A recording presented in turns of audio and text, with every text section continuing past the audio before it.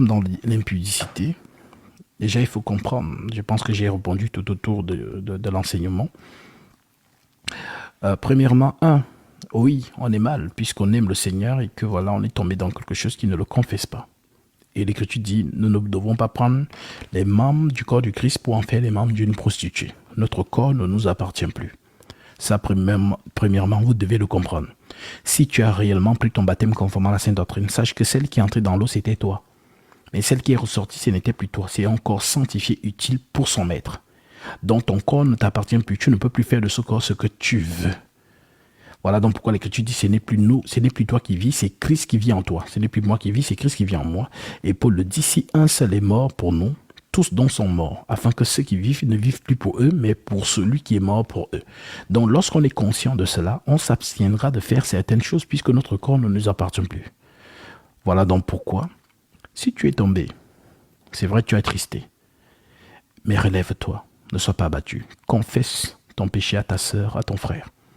Puisque l'Écriture le dit, si quelqu'un voit son frère commettre un péché qui le mène pour la mort, qu'il prie et Dieu donnera la vie à ce frère. Il la donnera à tous ceux qui commettent un péché qui le mène pour la mort.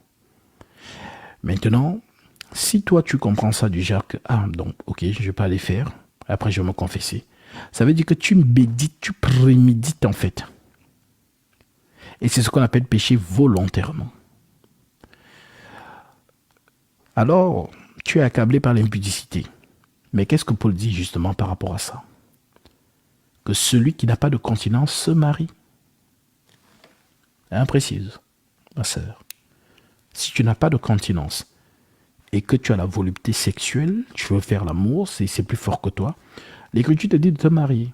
1 Corinthiens chapitre 7. Et je termine par là. Parce qu'avec l'impudicité, ça ne finit jamais. Voilà, la seule manière de fuir l'impudicité, c'est entrer dans le mariage. Et si maintenant, étant dans le mariage, vous continuez ça, c'est que vraiment, c'est un problème. Voilà, donc, si vous avez une femme, justement, voici ce que Paul dit à ce sujet. Parce que autant de Paul, lui, ne rigolait pas avec l'impudicité, il livrait à la mort. Souvenez-vous de ce frère de 1 Corinthiens chapitre 5, qui a couché avec l'une des femmes de son père. Paul l'a livré à Satan, il est mort. Parce que le corps du Christ est tellement saint. Maintenant, quand il meurt, ce frère meurt, est-ce qu'il meurt pour se séparer de Christ? Non. Parce que dans la même écriture, il est écrit que la chair soit livrée à Satan pour la destruction de la chair. Que le corps soit livré à Satan pour la destruction de la chair et que l'esprit soit sauvé au jour du Seigneur. Donc c'est un frère qui sera sauvé, mais justement qui meurt avant le temps. C'est-à-dire que le Seigneur peut-être pouvoir encore plus t'utiliser sur terre pour son œuvre, mais vu que tu vis n'importe comment, papa peut te châtier en disant « Ok, va dormir ». Et tu vas donc dormir avant le temps. Tu vois ce que je veux dire? Donc, vraiment, prenez ça au sérieux. Votre corps ne vous appartient plus. Vous êtes des membres du corps de Christ. Donc, ne vous motivez pas à ces choses. Détestez ces choses avec la dernière énergie. Ce n'est pas facile, je le concède. Nous ne sommes pas des robots. Nous sommes dans ce corps qui est plein de faiblesses. D'accord. Mais si nous désirons vraiment changer, le Seigneur nous donne la force. Désire-le vraiment dans ton esprit. Et prie Dieu qui te donne la capacité de surmonter cela. Et d'ailleurs, Dieu a mis en place un moyen de fuir cette faiblesse, cette montagne. 1 Corinthiens 7 déclare: pour ce qui concerne les choses dont vous m'avez écrites, je pense qu'il est bon pour l'homme de ne point toucher de femme, dit Paul. Si ce n'est que pour Paul, il dit ne nous marions pas. Toutefois, pour éviter l'impudicité, ma sœur, mon frère, que chacun ait sa femme et que chaque femme ait son mari. Pour éviter l'impudicité. Parce que, vois-tu, la volupté sexuelle est un sentiment naturel, c'est un sens naturel. Car, naturellement, lorsque tu as soif, le réflexe c'est quoi? Tu bois de l'eau pour étancher ta soif. Lorsque tu as faim, le réflexe c'est quoi? C'est de manger pour couper ta faim. Maintenant, quand tu as envie de faire l'amour, c'est quoi le réflexe? Si tu es marié, bah ta femme est là. Si tu es marié, ton mari est là. Mais si tu n'es donc pas marié, c'est à ce moment que l'ennemi peut te proposer dans des choses. Et tu te mets maintenant à pécher contre ton propre corps. Ce n'est pas facile. Mais marie-toi pour fuir cela. C'est Paul qui dit, c'est pas moi, c'est écrit. Toutefois, pour éviter l'impudicité, que chacun ait sa femme et que chaque femme ait son mari. Que le mari rende à sa femme ce qu'il lui doit. Il parle ici du sexe de l'homme. Que le mari rende à sa femme ce qu'il lui doit. Et que la femme agisse de même envers son mari. Dans ton corps, tu ne dois pas le priver à ton homme. Vous êtes mariés. La femme n'a pas autorité sur son propre corps, mais c'est le mari. Et pareillement, le mari n'a pas autorité sur son propre corps, mais c'est la femme. Ne vous privez point l'un de l'autre si ce n'est d'un commun accord pour un temps afin de vaquer à la prière. Puis retournez ensemble de peur que Satan ne vous tente par votre incontinence. Donc vous pouvez, dans votre cadre de mariage, vous mettre communément accord que, ah bon, ma chérie, on a un peu trop fait l'amour et tu ne veux pas qu'on se repose un peu, y compris un peu. Alors, ah oui, tu as raison. Vaquons à la prière. Et on dit que quand vous allez finir, retournez vite ensemble. De peur que l'ennemi Satan ne vous tente par votre incontinence. Voilà pourquoi je conseille à nos frères et sœurs, mariez-vous dans le Seigneur avec vos sœurs qui sont dans votre périmètre. Vous qui aimez les mariages à distance là, lui il est là-bas, elle est là, elle est là-bas. Quand tu as envie de faire l'amour, tu fais comment? Mariez-vous dans votre périmètre, le frère est là. Évitez certaines choses parce que ça va vous rattraper.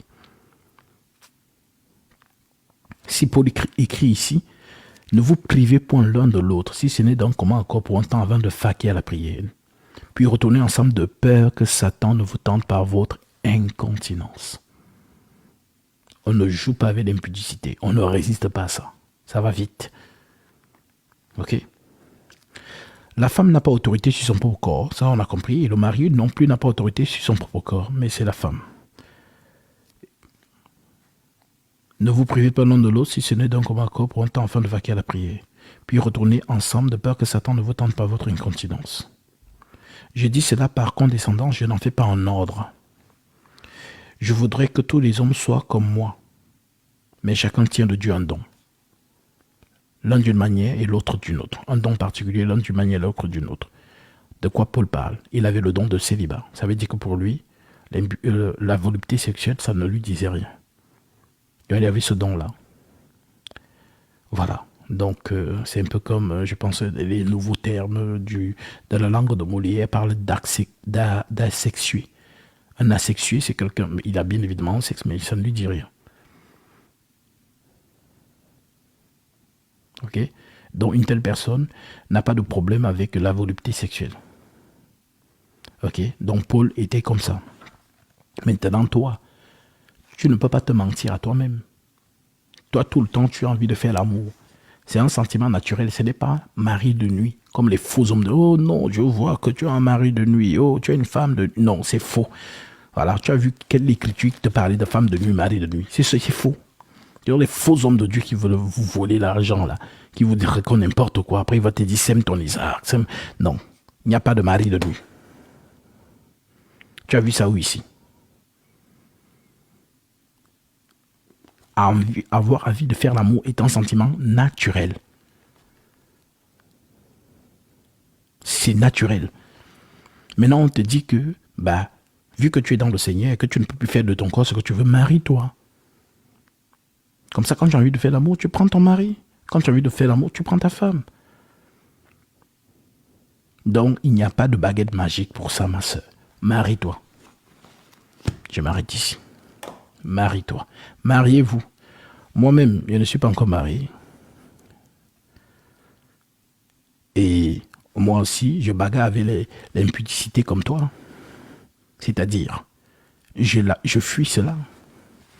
C'est pas facile. Donc il faut aussi qu'elle me marie. Voilà, moi je n'ai pas le don de célibat. Si tu dis oh non, tu as le don de célibat, pourtant tu n'as pas, tu vas lire comment Dieu au Cameroun. Donc ne te mens pas à toi-même. Quand tu vois que c'est chaud, dis que ah vraiment, c'est vrai que je fais souvent 6 mois, je résiste, mais quand ça vient là, ça vient fort. Ah, je pense que je ne peux pas trop continuer dans ces rythmes. Il faut que je me marie. Ben, c'est vrai que tu ne vas pas te jeter sur le premier venu que non. Mais il y a les frères dans l'assemblée, il y a les sœurs dans l'assemblée des saints. Il n'y a pas de membre du corps de Christ isolé. Oh non, moi j'ai pas besoin d'être dans une assemblée. J'ai ma relation personnelle avec Jésus dans ma chambre. Tu n'es pas l'église. Jésus n'a pas de relation personnelle avec qui que ce soit dans sa chambre. Jésus marche au milieu de son église. Donc, une assemblée des saints. Là, lis cette écriture. Tu me dis quelle chrétienté celle de son côté. Ça n'existe pas. Tu me diras que, oh non, l'évêque éthiopien, il est parti en Éthiopie. Ben, lui, il a commencé l'œuvre là-bas. Il n'était plus seul. Nous sommes les membres du corps de Christ. En fait, je vais lire ça. Romains, chapitre 12. Je termine par là. L'Écriture dit, Romains chapitre 12, verset 1. Je vous exhorte donc, frères, par la compassion de Dieu, à offrir vos corps comme un sacrifice vivant, saint, agréable à Dieu. Ce qui sera de votre part un culte raisonnable. Parce que les gens pensent souvent que le culte, c'est non, on va à l'assemblée, on écoute des cultes, c'est bon. Non, le culte commence par ton attitude. Voici l'écriture. Le culte commence par ton attitude. Quand tu sais que non, je dois aller au rassemblement de saints, tu commences d'abord toi-même à te conserver pur, ainsi de suite. C'est ce qu'il dit, je répète, parce que c'est ce qu'on appelle donc la doctrine. Les herbes amères. Le corps humain n'aime pas entendre la doctrine. Jamais. Le corps humain n'aime pas. Le corps humain aime la révélation. Ouh, amen. Mais quand c'est la doctrine là, ça pique. Voilà. Donc, la doctrine, ce sont des herbes amères. Il faut manger. L'agneau, on ne choisit pas des parties où on mange. On mange l'agneau complètement. Comme les enfants d'Israël ont mangé l'agneau avant de sortir du désert, avant de sortir de l'Égypte avec les herbes amères. Voilà. Donc, il faut manger l'agneau dans son entièreté. Ok? Je vous exhorte, frères. Romains 12, verset 1. Je vous exhorte, frères, par la compassion de Dieu, à offrir vos corps comme un sacrifice vivant, saint et agréable à Dieu. Ce qui sera de votre part un culte raisonnable. Ne vous conformez pas au siècle présent, mais soyez transformés par le renouvellement de l'intelligence, afin que vous discerniez quelle est la volonté de Dieu, ce qui est bon, agréable et parfait. Par la grâce qui m'a été donnée, je dis à chacun de vous de n'avoir pas de lui-même une trop haute opinion, mais de revêtir des sentiments modestes selon la mesure de foi que Dieu a repartie à chacun. Car comme nous avons plusieurs membres dans un seul corps, et que tous les membres n'ont pas la même fonction, ainsi, nous qui sommes plusieurs, nous formons un seul corps en Christ. Et nous sommes tous membres les uns des autres, puisque nous avons donc des dons différents. Je m'arrête là. Donc, tu ne peux pas dire que tu es un membre du corps du Christ, toi tu es isolé. Ça veut dire que tu es une brebis égarée. Le berger ne t'a pas encore trouvé. Quand le berger va te trouver, il va te prendre, il va te mettre avec les autres, ensemble. Voilà pourquoi on dit que lorsqu'une brebis se perd, il prend 99 autres, il les met dans un coin. Il descend chercher celle qui est perdue. Lorsqu'il l'a trouvée, il la ramène. Et il lui procure beaucoup plus de joie. Je ne sais pas qui vous a prêché le faux. Oh non, moi je suis avec... Non, c'est parce que peut-être tu étais dans les fausses églises et tout, et tu as dit, ah non, je sors de là. D'accord. Maintenant, comme tu es resté là-bas, ça veut dire que là où tu étais, ce n'était pas la bonne bergerie. Ok?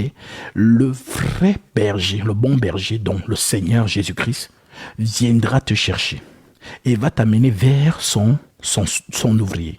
Voilà pourquoi Corneille, il était chez lui. Le Seigneur a apparu. Il lui a demandé d'aller appeler Pierre. Pierre est venu.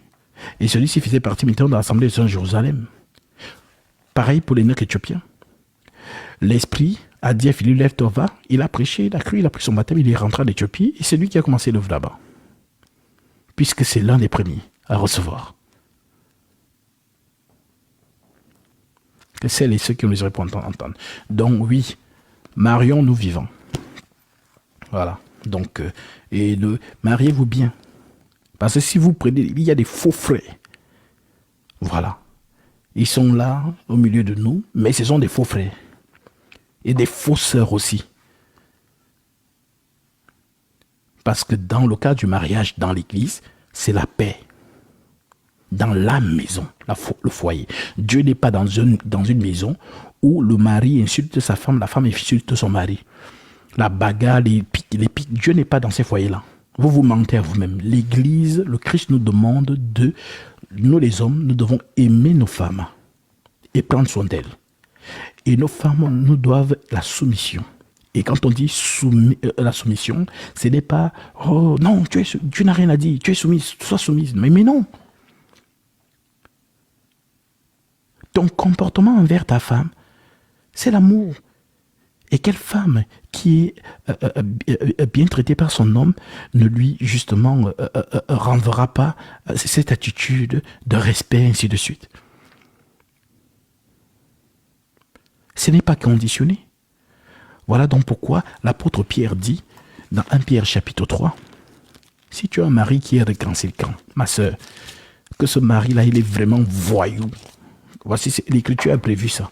L'Écriture dit 1 Pierre 3, verset 1. Femmes, soyez de même soumises à vos maris, afin que si quelques-uns obéissent point à la parole, ils soient gagnés sans parole par la conduite de leur femme, en voyant votre manière de vivre chaste et réservée.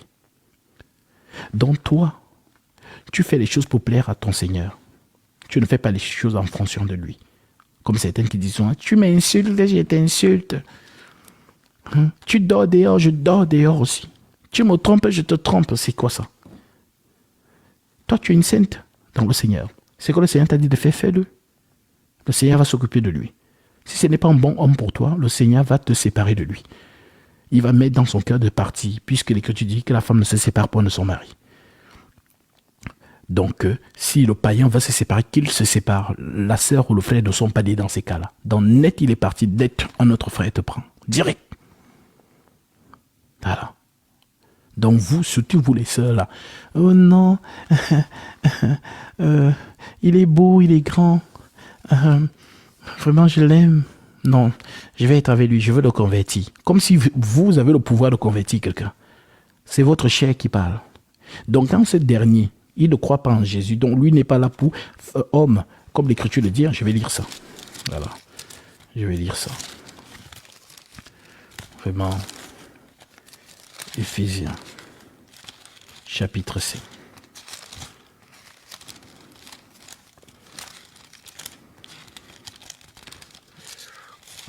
Voilà, c'est ça la différence entre les écritures manuscrites. On cherche beaucoup. On ne va pas trop vite. Dans le numérique, ça va vite. Éphésiens 5, verset 22. Verset 25.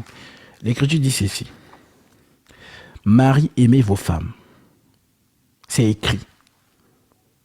Marie, aimez vos femmes comme Christ a aimé l'Église et s'est livré lui-même pour elle, afin de la sanctifier par la parole, après l'avoir purifiée par le baptême d'eau, afin de faire paraître devant lui cette Église glorieuse sans tache ni ride, ni rien de semblable, mais sainte et irrépréhensible.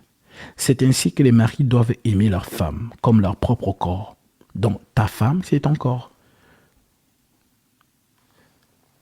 Celui qui aime sa femme s'aime lui-même, car jamais personne n'a haï sa propre chair. Mais il la nourrit et en prend soin, comme Christ le fait pour l'Église. Parce que nous sommes membres de son corps. C'est pourquoi l'homme quittera son père et sa mère, s'attachera à sa femme, et les deux deviendront une seule chair. Ce mystère est grand. Je le dis par rapport à Christ et à l'Église. Notre modèle de mariage, nous les chrétiens, c'est dans le modèle de Jésus et de l'Église. Donc dans mon mariage, je me comporte comme Jésus se comporte avec l'Église. Donc ma femme, c'est mon corps. Comment tu peux donc frapper ton propre corps? Comment tu peux donc insulter ton propre corps? Comment tu peux donc mépriser ton propre corps, rabaisser ton propre corps, dénigrer ton propre corps? C'est pas possible. Ça veut dire que vous êtes mal enseigné.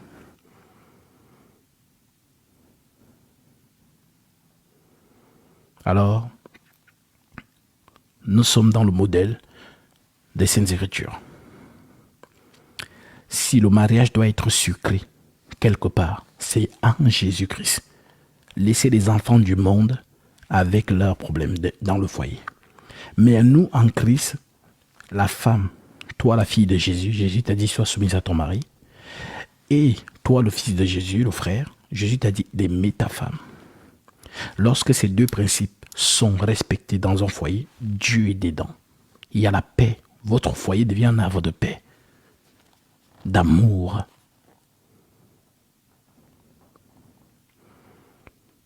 Mais c'est vous qui dites que vous êtes chrétien, c'est vous que vous vous chamaillez. Oh non, oui, regarde, je ne t'avais même pas bien vu. J'avais mal aux yeux. Si vraiment je t'avais bien vu, je n'allais pas te draguer. Non, j'étais sous même ce jour-là. C'est sûr que j'avais trop bu. Tu lances des paroles comme ça à une femme. Et vous savez que les femmes n'oublient pas. Elles gardent ça dans leur cœur. Même si après tu viens dire, non, j'ai rigolé. Pour elles, elles se disent, peut-être c'est vrai. Les femmes n'oublient pas. Hein. Vous les hommes, les femmes n'oublient pas. La femme est sensible aux paroles. Donc, calculez bien les choses que vous dites. Parce que ça reste dans leur subconscient.